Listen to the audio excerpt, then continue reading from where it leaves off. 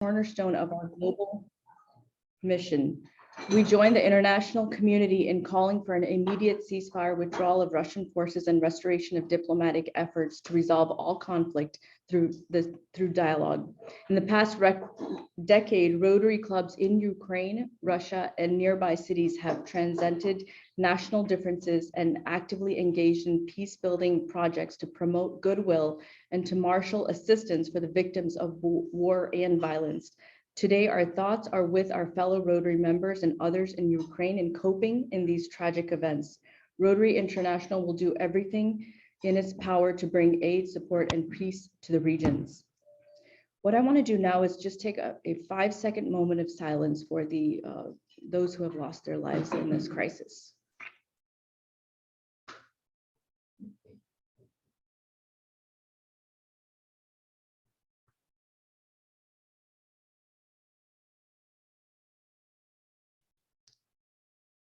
Thank you.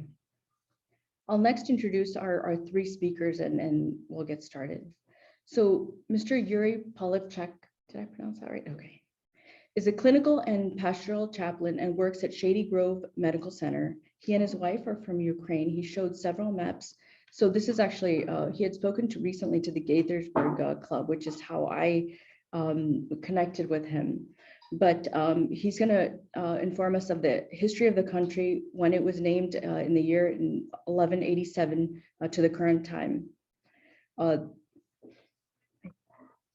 So much of this is basically what you spoke about. What they had in the Rotary or Gaithersburg newsletter was what you spoke about. So that part I'll let you do. But next, our other speaker is Mr. Answer this. He's trying to come here. Thank you. So Mr. Alicia Lujan is a member of the Rockville Rotary Club, is retired from the Defense Intelligence Agency. His service includes 6 years with the Army Security Agency, a clandestine Army unit that was tasked with monitoring and interpreting military communications of the Soviet Union, the People's Republic of China, and other allies and client states around the world. He served 6 years in the Army with overseas service in 1 year in Vietnam and 3.5 years in Japan. After his service, he attended New Mexico State University. While attending the university, he worked as a commissioned police officer, working at night and weekends while attending classes during the day. After graduating from NMSU with an associate degree and a BBA, he joined the Defense Intelligence, where he worked for 29 years, returning as a contractor for 4 more years. He received numerous awards, such as one for his support to Operation Desert Storm in 1991, and another for Cheney Defense Secretary Rumsfeld, Cheney Defense Secretary Rumsfeld and Director of Center of Intelligence Tenet to DIA. During his time at DIA, he continued to work in law enforcement field, where he also received several awards. Before retiring, Mr. Alessio began working with the Universal Aid for Children, INC, and Frontier Horizon, both charitable organizations working with orphans and those most needy in Ukraine. Since his retirement, he continues to work with both organizations as a volunteer, while also working with Good Samaritan Advocates, a Christian organization that provides free legal help to most vulnerable neighbors in Greater Washington, D.C. area. He enjoys his life with his beautiful wife, who's here and present today, who's going to be speaking also. And they both continue to work to help those in need in the area of Ukraine. Miss Irina Lujan is the executive director of Universal Aid for Children Incorporated, and the charity which is dedicated to fulfilling medical, education, and emotional needs of orphans, orphanage graduates, displaced children, children with disabilities, and refugee children in Odessa region of Ukraine. UAC mission is to relieve pain and suffering of those deserving children.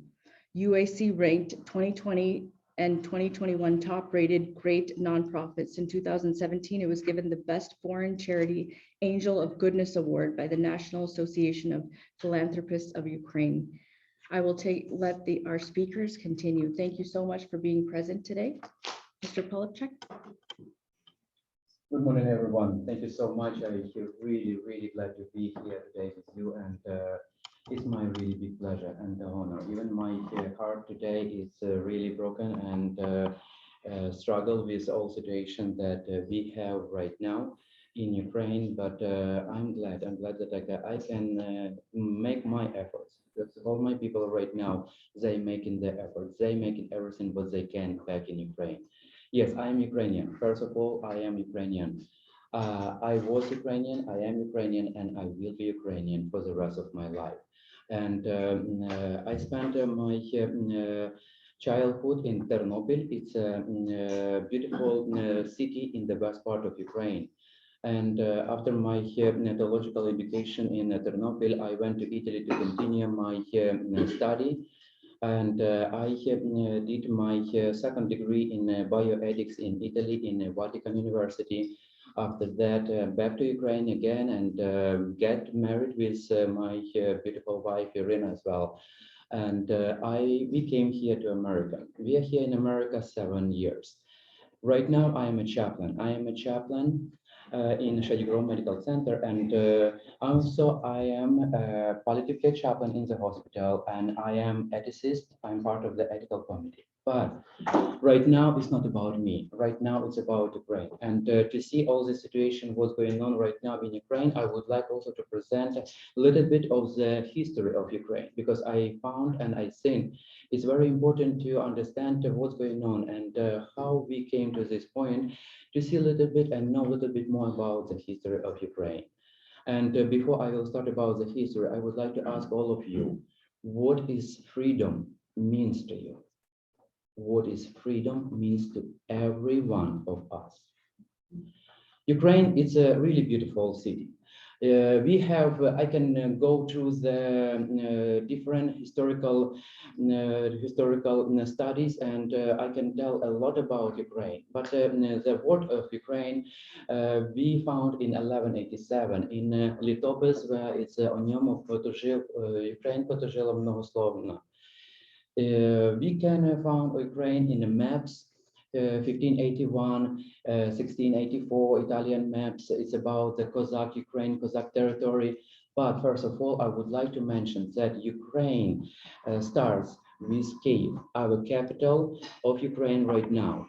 Kyiv starts the history in 5th, 6th century. And we have different legends about Kyiv.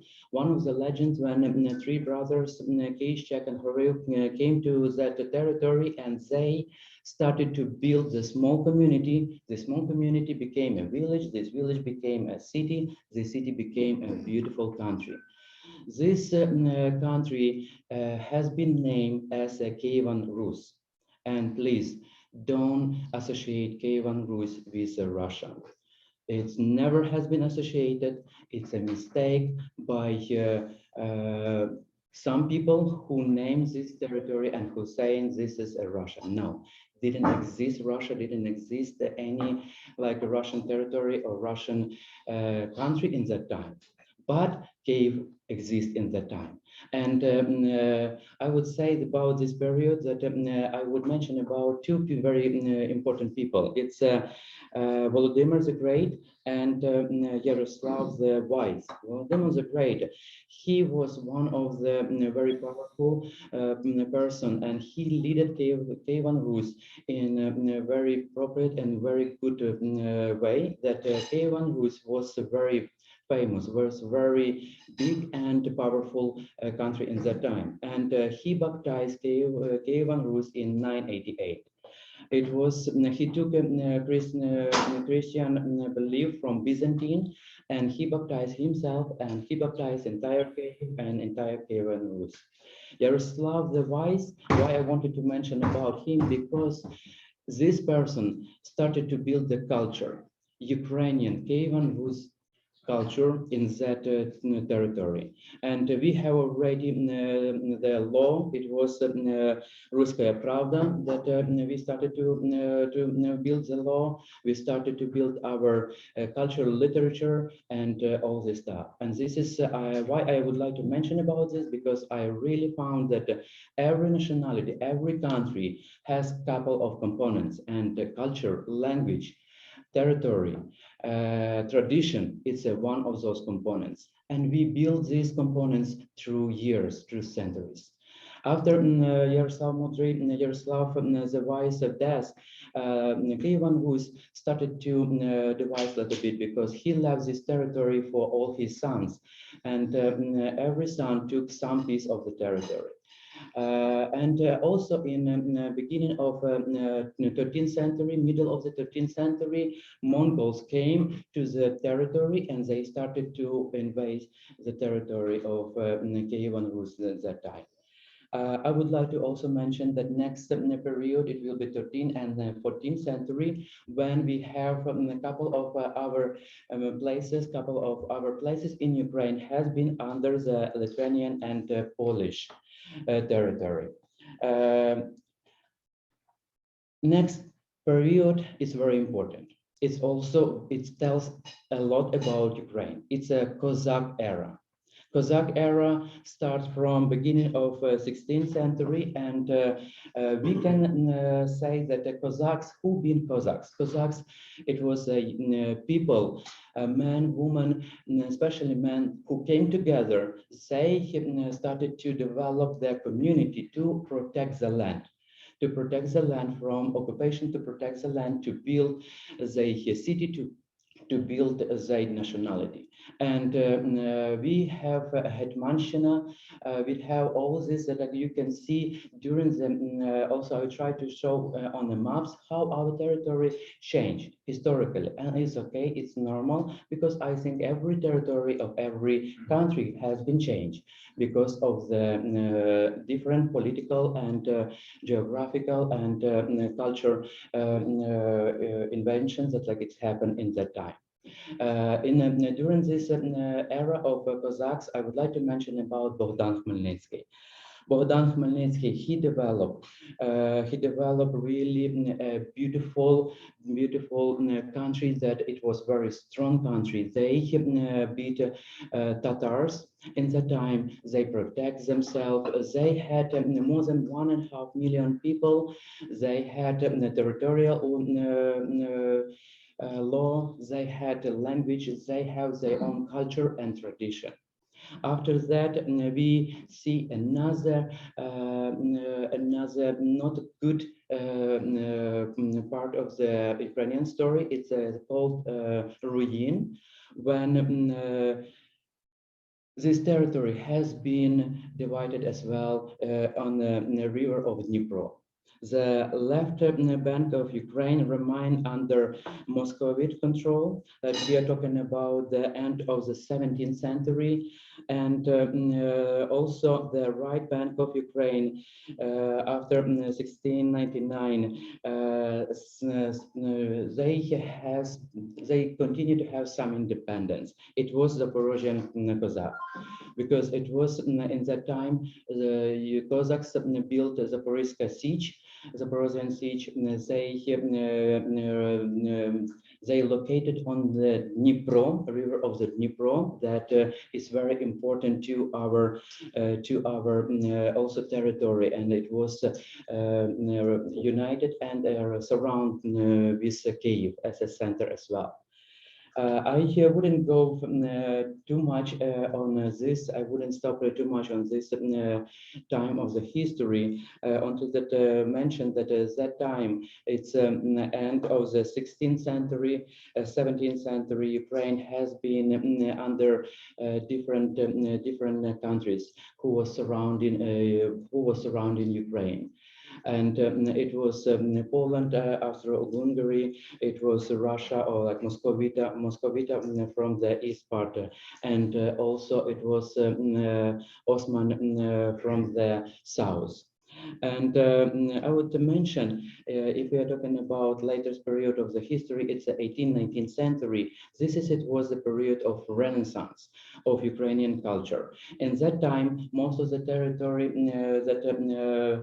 comes in the center of Ukraine, and the east part of Ukraine has been under Moscow, and some only west part of Ukraine, as they've been a little bit independent. After that, they've been under Austro-Hungarian Empire as well.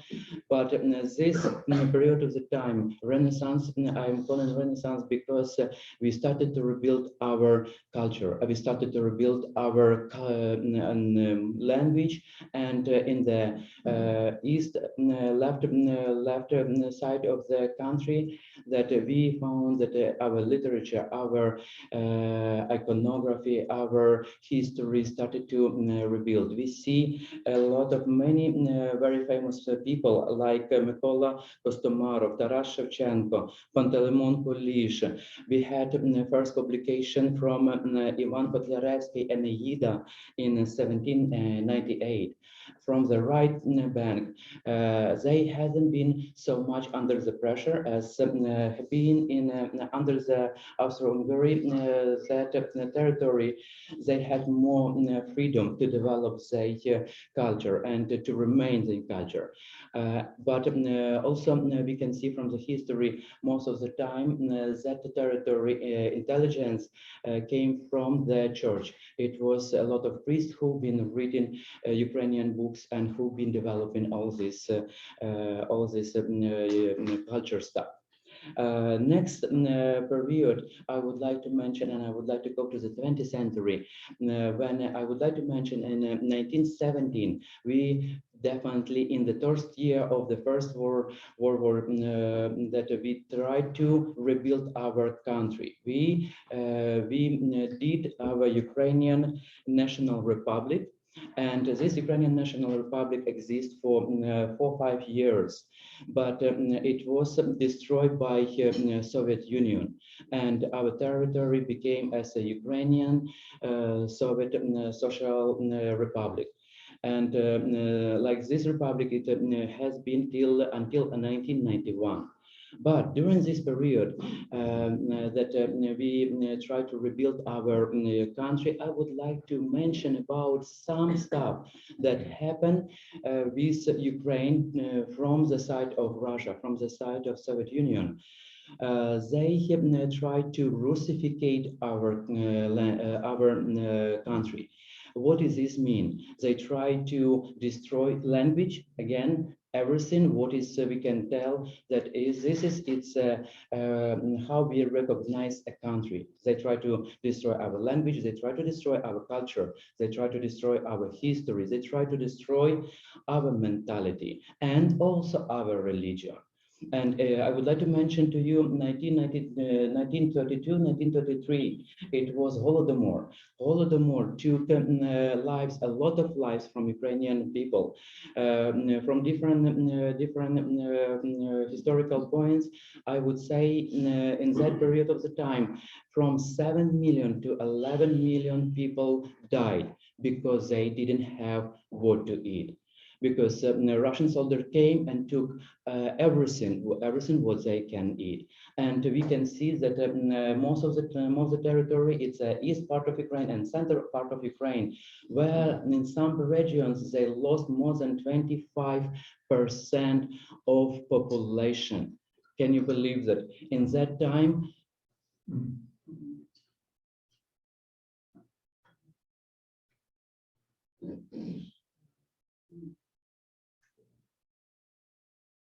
You know, I would probably, I don't have words about this is without words. During the Holodomor, we lost more people than during the World War II. During the World War II, we lost around 7 million of Ukrainian people. And but we continued to stay, we continued to exist. In 1991, we get our independence. It was very important time. You know, I was born in 84. I remember the time when we get our independence. I remember when my family, my parents, they celebrate this because it was so important. And as a young country, we built our independence. We built our freedom. We came through different issues as normal country, that we had to build our economy, our political situation, our country, everything. We had a lot of pro-Russian presidents. One of those, it was Yanukovych. This peaceful meeting happened in 2004 and in names Orange Revolution. We came because we didn't want him to become a president, and it was successful. He didn't become a president, but 4 years later, he became a president. And what he did, he started to destroy us again as our president. He destroyed us for 4 years until in 2000, like he came in 2010, in 2014, until we did Revolution of Dignity. And the Revolution of Dignity, it was when he went to European Union to sign the agreement with European Union that we can develop our economy with Europe. But he declined. When he declined, all youth came on the street and started to protest. He sent police to beat all of them. You know, first, these couple nights, it was hundreds of people. When they beat them, next day, millions of people came. This is who we are. This is who is Ukraine. We've been protesting peacefully. We didn't have weapons. We didn't have anything. But he sent again police to destroy us. In one point, police shot 100 people. But in that day also, we won because Yanukovych ran away from the country. He ran to Russia. But it was a lot of struggle. We went through a lot. It was really bloody time. But from that time, Russia started to invade us, I would say, because they took Crimea in 2014 and they started to support separatists. People in the east part of Ukraine who named themselves as Ukrainian, but they didn't have anything with Ukraine because they've been doing to civil people very bad stuff. They've been supported by guns, by weapons, by money from Russia. And this situation we had from 2014 until now. This is its revolution of dignity, how we won. And now what's going on? It's a 6th day of the war. It's a war. I wouldn't believe that I would say this word any time in my life, but I have to say, because right now you can see it was bombard our city. They sent vessels. In the first couple of hours, they sent more than 80 vessels towards our cities. And they destroy not only military bases or airports, they destroy cities, they destroy civil people. They did the horrible thing already during 6 days. Here, I would like to show you how my people spend night. This is every night in Ukraine now. My people going to underground, my people going to protect themselves to some basement where they can be safe. Already after 4 days in Kyiv underground, that 9 babies have been born in a metro underground. Can you believe? This is unbelievable, incredible. But we continue to stand. We continue to stand. And I can say from me and from my people that freedom is everything for us. It's an essential thing. It's essential for us. And I really can name everyone who is in Ukraine right now is a hero. Everyone is a child, It's a woman, it's a man, it's an older person, all of them, it's a hero. I continue to pray and I continue to hope. Thank you so much for your attention. And I really ask you all to pray for Ukraine. Thank you.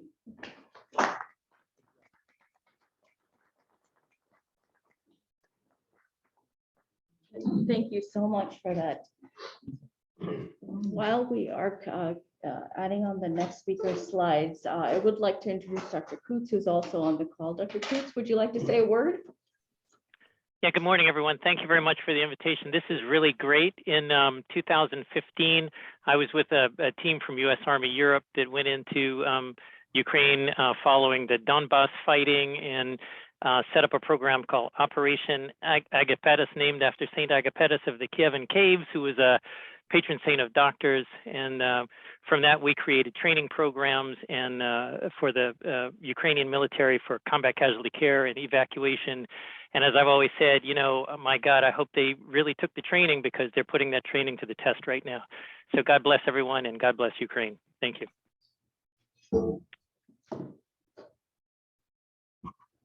Next, we'll have our next speakers. Actually, while he's setting up, we have one other guest here. Actually, two others who joined us. Amit, you want to introduce yourself? Just say hello. Hi, my name is Amit Mukherjee. I used to work for World Bank, which I have now. And it's been my privilege to have worked on Ukraine for many years, initially in the 90s, and then more recently to 2019. So part of my heart is there.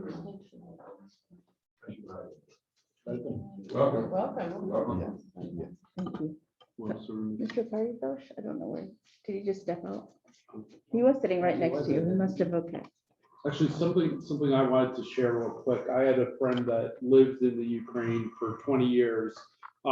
He was a director at GM in Ukraine, and he now lives in Italy, but still many friends that are there. And if you picture how we are here in our neighborhoods, literally he's sending me pictures of his neighbors who are in full tactical gear and guns, every age, every creed. I saw a small family, picture of a small family making Molotov cocktails. So it's really, I mean, you could picture if you were just in the middle of Potomac doing that.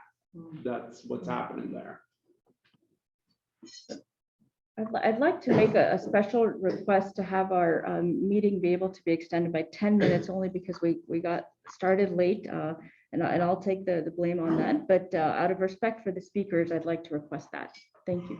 Go ahead.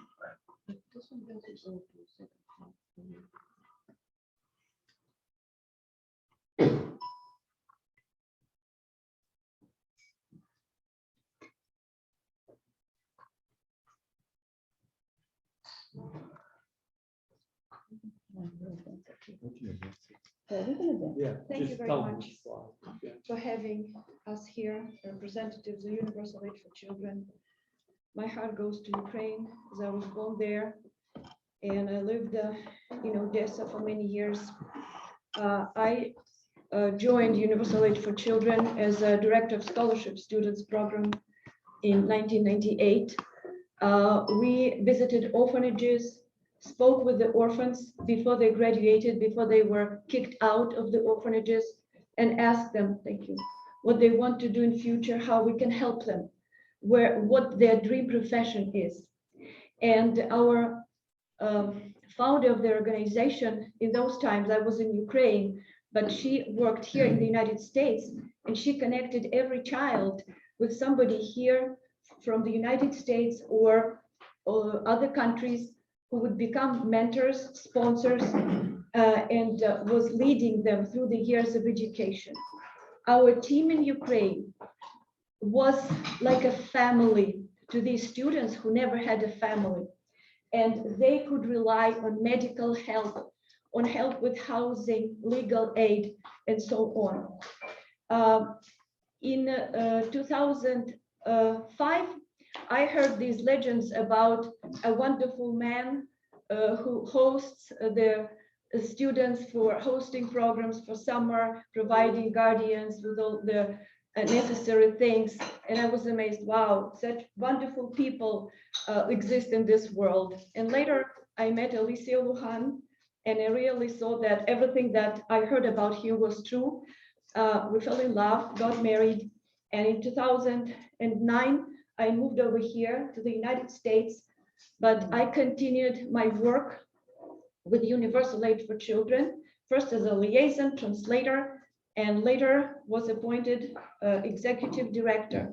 Alicia was with me every step of the way. He personally sponsored about 10 students. He was participating in Zoom meetings of scholarship students, went to Ukraine, visited them personally. And his best friends also joined us. I'm so happy to have Bill Fleming, one of his best friends, who also sponsored many students, provided camera, like a girl can write to him. He writes every month, Bill and his wife, Pam, every month letters to the students in Odessa, asking about their progress. And the girl said, oh, my dream is to have a camera. What do you think? Bill buys her a camera and she can take pictures. It's unbelievable. The dream come true. And it's a family, Universal Aid for Children, family for hundreds and thousands of orphans in Ukraine for 25 years. But this war divided the time into before and after. And we will never be the same after that. So I wanted to give, doesn't change, what do I? She's gonna do it for you right there. It doesn't look for things.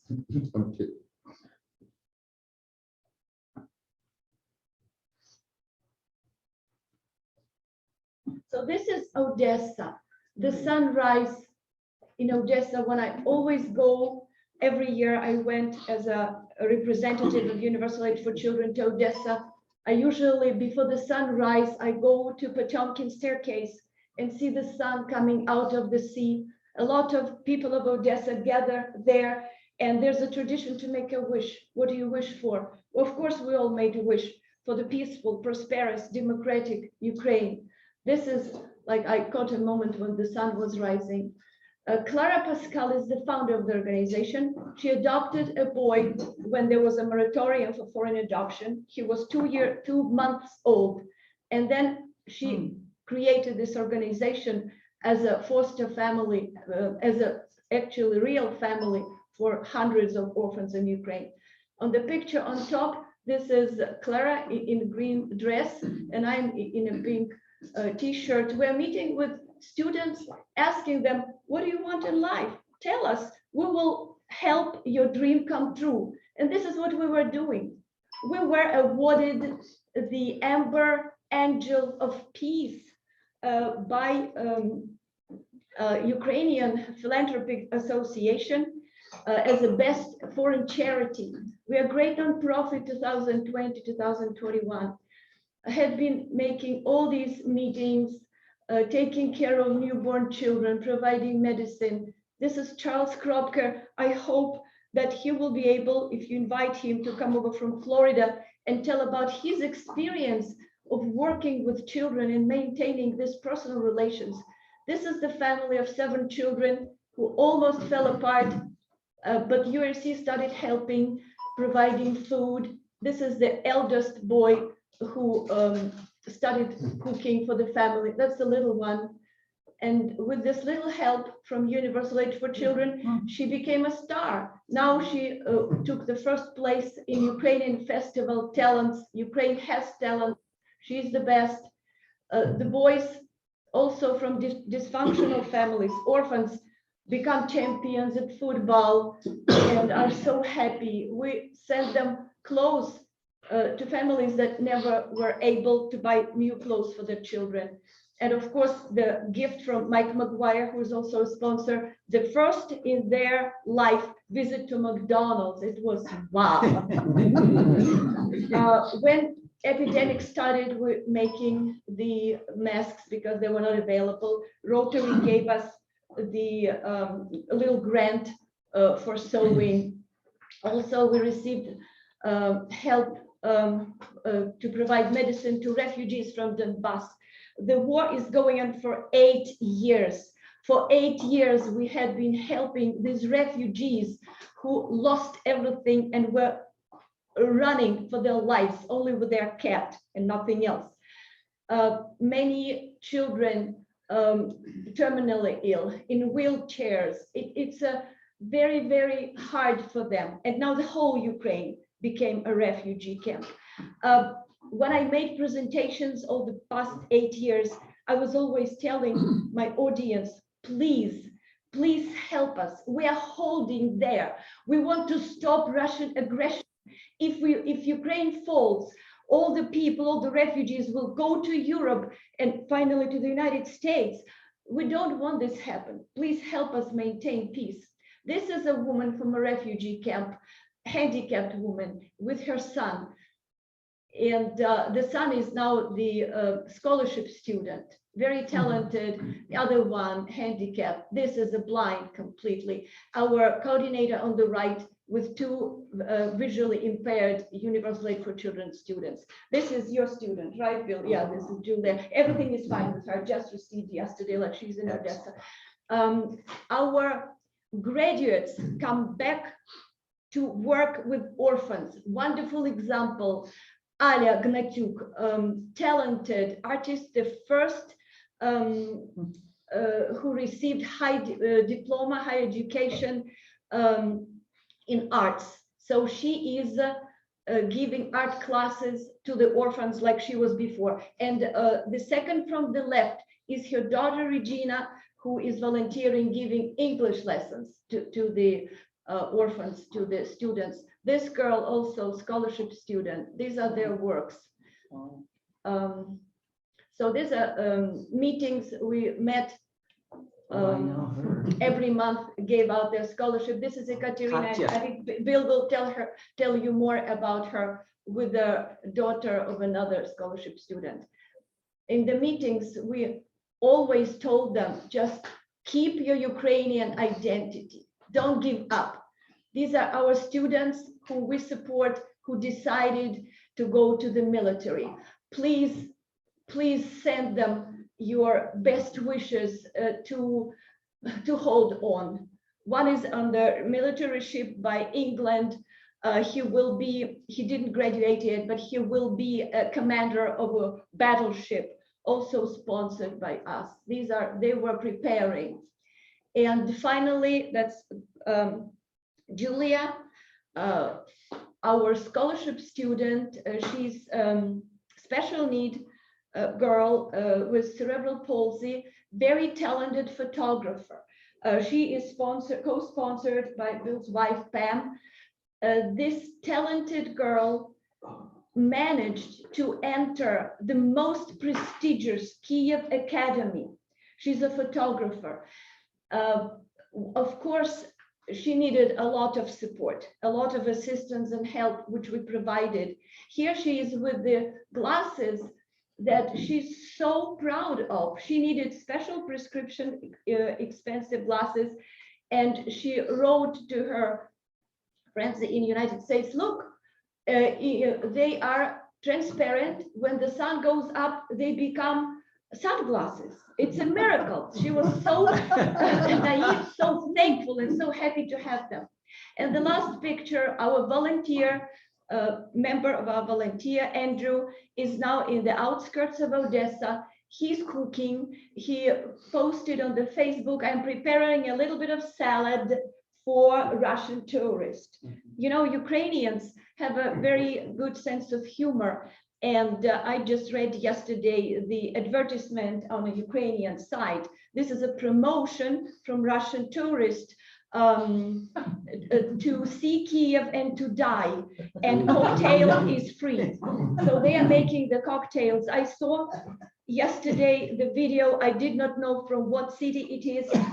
Believe me, hundreds of cocktails of Molotov in the streets with the, you saw that, right, Yuri? And wow, Elisa found it. Look, Irina, what's happening there? Oh my gosh, what city is that? Yesterday I see that it is my Odessa. They cannot use media to tell me exactly what they are doing. But this is our people, and this is Odessa Rotary, with which we had been communicating. My son is the president of Odessa Rotary. He is over there on the scene. We provided mats, yoga mats for the shelters, because as we see in Kiev, in Kharkov, all rest of my family, my friends are in Kharkov, telling me, calling me from underground. But those who are in metro, they are sitting for days on the marble floor. It is cold. They don't have anything to eat. My friend told me yesterday, they don't have food and they don't have water, and they don't know what will happen. Her granddaughter was counting days till the spring. Yesterday was the first day of spring, according to Ukrainian calendar. And this little girl wakes up in the basement. This is spring came, and they don't know what will happen with them. And this is the van, Universal Aid for Children van, with all these mats that they bought. As they say, when the siren go on and off, because the enemy is very close to Odessa, they already are in Artsis, which is pretty close, but they do everything to defend their country. I have a lot more to say, but I know that we don't have much time. Thank you so much for your assistance. Yesterday we participated with Rotary combined Zoom, and I know how much Rotary International is doing. Thank you very much. God bless. Slava Ukraini.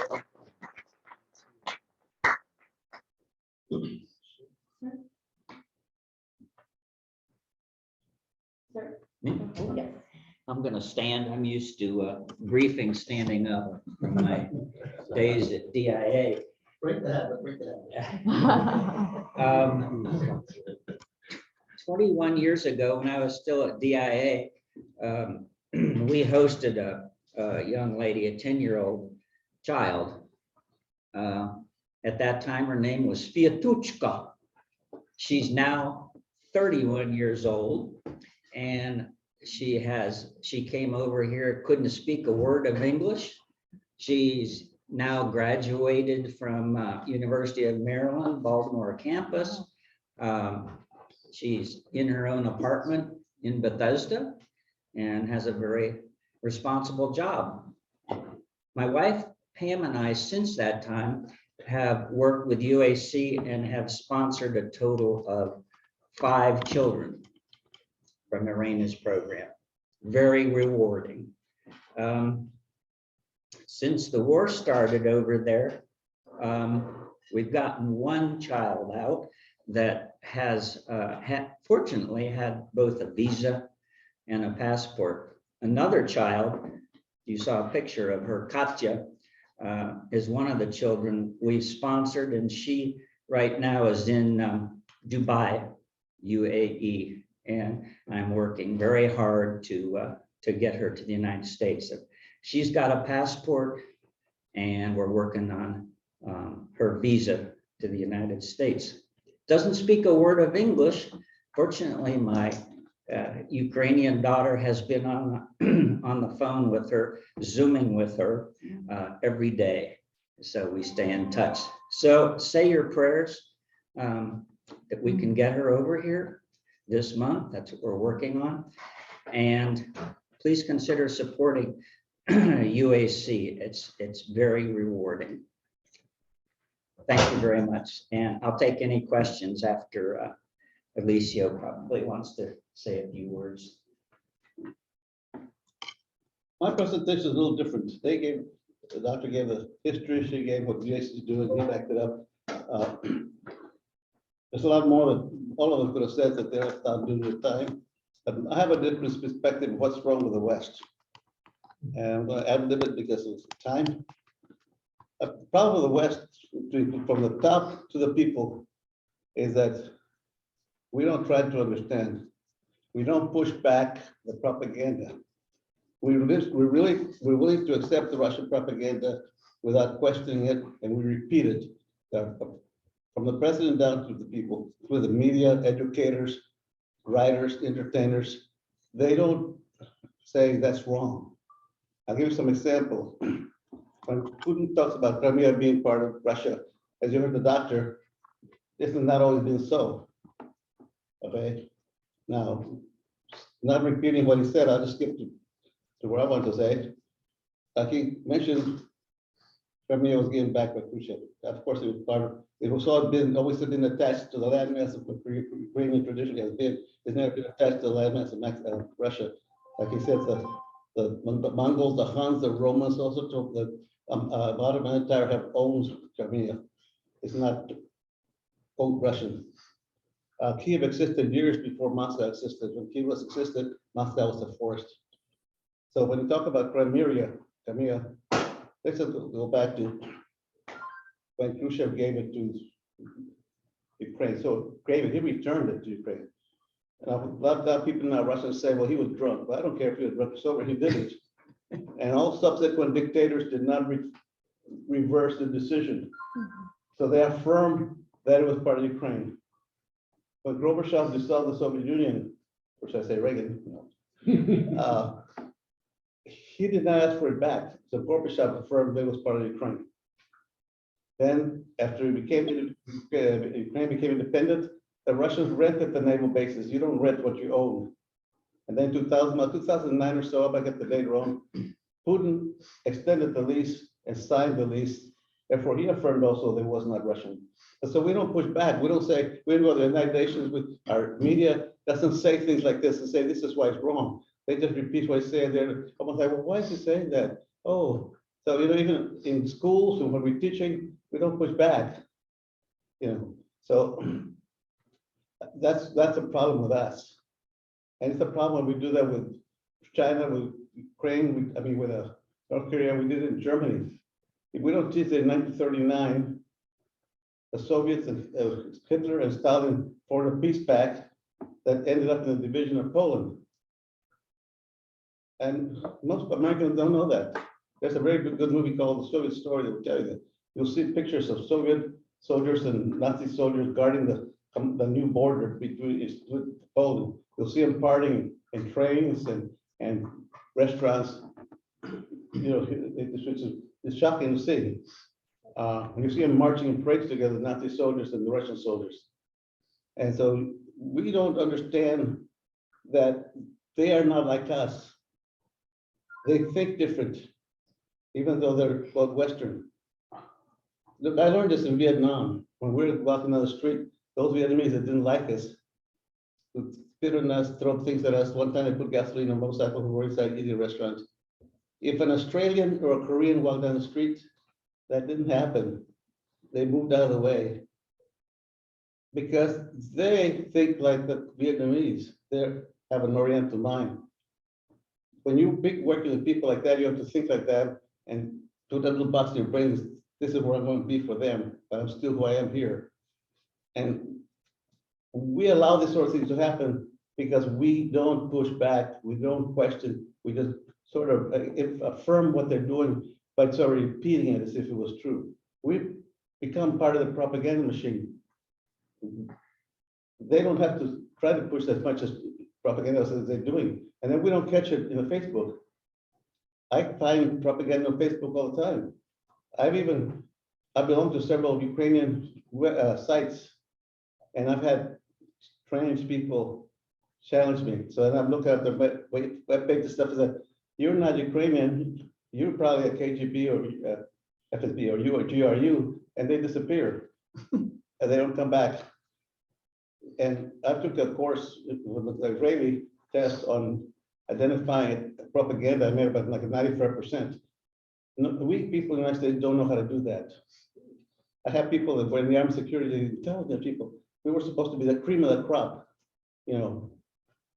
They falling for this. Some of my friends in the agency don't understand why we're against Russia.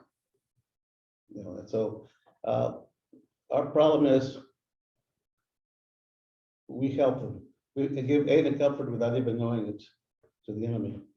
We did it in World War I, we did in World War II. Look, World War I, Woodrow Wilson was pushing the League of Nations. Lofty ideas. That they allowed Poland to be invaded by the Russians, and they allowed the Russians to take over Ukraine. And then they still formed the League of Nations, what, around 2027?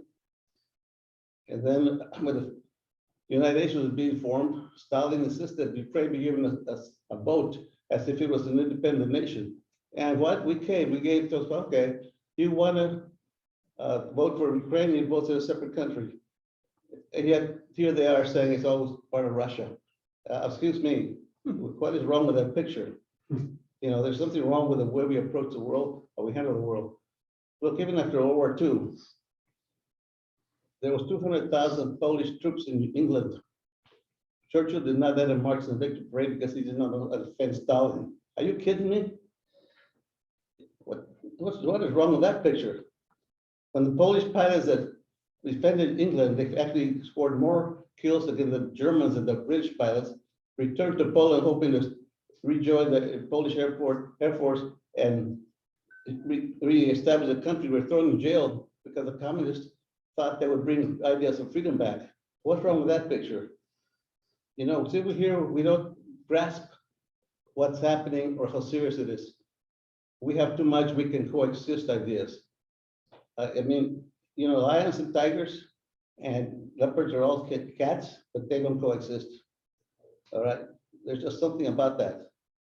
And a lot of it has to do with greed, egos, inferiority complexes. And we need to understand the minds of people like Putin and Stalin and Hitler and Kim of North Korea. We need to understand it. But we need to be stronger ourselves as Americans and Westerns, not just Americans, in how we deal with those people. Look, North Korea, when they first built the first part of the nuclear program, he said, tear it down. They said, no, give us food, give us this. So we did, but we didn't make them tear down what they had built. They just kept repeating it and over to now they have a missile, and now we're trying to stand up against them. What is wrong with that? We should not have given any food, anything, until they got rid of what they had. I'm sorry for the people starving, because you know what? The people don't get the food, the military does, and Kim uses to get rich. The people are still starving since 1950. And what's wrong with that picture? It's us, we're the problem.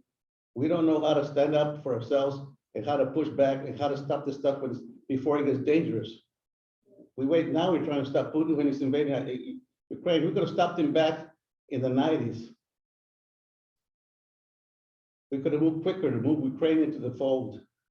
In fact, even though there was communist in power in the offices, even though there was problems with the economy, even though there was oligarchs, even though they had an international adoption because the EU doesn't exist, they should have moved quicker to fix those problems and move Ukraine into the fold. Now, with the invasion going on, thousands of people dying, we're like, oh, we got to stop this. You don't hear everybody's all in an uproar about it, but we have been in an uproar for 30, watching it for 30 years happen. And I think part of the problem is us. We let it happen.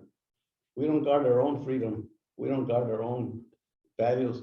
We don't guard our own echoes. And then we wonder why people like Ukraine and Czechoslovakia can't do it. And I could go on by one story at a time. And by one of the end of this man got me involved in all this sort of thing. One day I walked up to his office and he has a little stack of cards, and I turned it over and they were all the same little girl. I'm like, what are you doing with this stuff? Weird. How come you have a picture of the same little girl? You got, it's not one of yours. So well, turn it over. I turned it over and said, he's trying to find a family helper. So for 2 years, we tried to find a family and nobody wanted her. So I stayed with her, and I was single, so I couldn't adopt her. I kept supporting her. And then one cold winter night, I got a call that says, Vera's gonna graduate from school in May. She got to live what we call high school. The orphanage is September 1st, and then she's got to go on the streets. I didn't know at the time that she actually had an apartment, give it to somebody. Not a good apartment, a little apartment. And so I said, sure, it's worth $7, you can put her to school. And what I like about this program, and she didn't mention this, they've had doctors, lawyers, accountants, teachers, artists graduate and they stayed there and become part of society and help them build Ukraine and help build the economy and kind of function as good citizens of the country. And that's what I like about the program. So unfortunately, my girl, I would call her a daughter, foster daughter, even though it's not real. we couldn't adopt her. She's now 33, single mom with a 7-year-old, has no food, and she's scared to death. We couldn't get her out. And unfortunately, we have another foster daughter who's married to an ethnic Russian who was pro-Russian, and she sort of cut back from us, probably because it was going on with the war. Just moved away and that reduced the contact because she's scared when the Russians come in, they don't realize this. She's had this contact with us.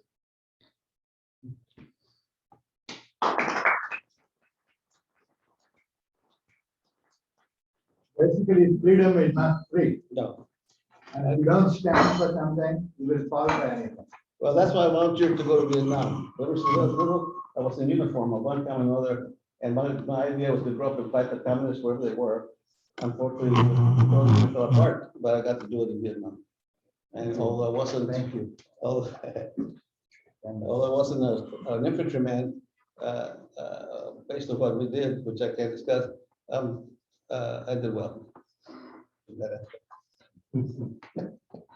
So I'll call the meeting to an end. You're welcome to stay here however long and answer questions however long our guests are here. Thank you so much for joining today and coming and speaking. It's an absolute honor. And this is recorded, and I'll be sending you the recording. Just one important announcement is that downstairs, when we go downstairs, please have a mask on. Yes, we are in a working assisted living community. So when you leave these doors, I just ask until you get to the front doors that you please mask up. I appreciate it. Thank you very much. Also, we have one new guest that came up during the meeting. So could you introduce yourself? My name is Pari. I'm a new member of the Rotary Club. I joined the Rotary Club International, Howard West, I'm sorry. I'm an attorney by profession, and I'm enjoying learning about what Rotary International does, and I'm excited and honored to be a part of the group. Thank you for having me. Welcome. Appreciate it. I don't have time for, but whoever don't have their badge, deposit some money into the account. That's a fine. If you don't have your PIN, on, it's a fine. So put your money into the account. Also. It's $1, but if you I'm sorry, $1, but if you argue, $5. There's no argument there. There's no argument there. So thanks for all the guests to come in. I need to find out